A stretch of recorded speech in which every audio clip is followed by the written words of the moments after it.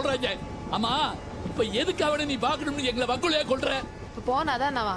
ஏண்டி இந்த அநியாயம் எங்கேயாவது நடக்குமாடி? மாப்பிள்ளைய தேடி பொண்ணு வீட்டுக்காரங்க போவாங்களா? அவர்தான் உன்னை பார்க்க வர. பரிஷ் கோஸ்வாமி சாஸ் ஏர்லைன்ஸோட முதலாளி. அவன் தயவும் இல்லாம காசும் இல்லாம பெரும் கனவோட வந்து ஜெயிச்சாரு. என்னோட ஹீரோ.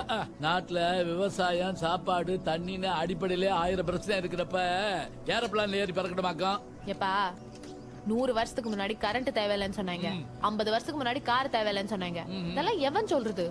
அத்தனை வச்சு அனுபவிக்கிறவன் சொல்றது. உனக்கு விவரம் பத்தாது. சுமார் பா. அறிவா பேசுது. எனக்கு ஓகே. எதுக்கு ஓகே? உன்னைய கட்டிக்கிறதுக்கு எனக்கு ஓகே.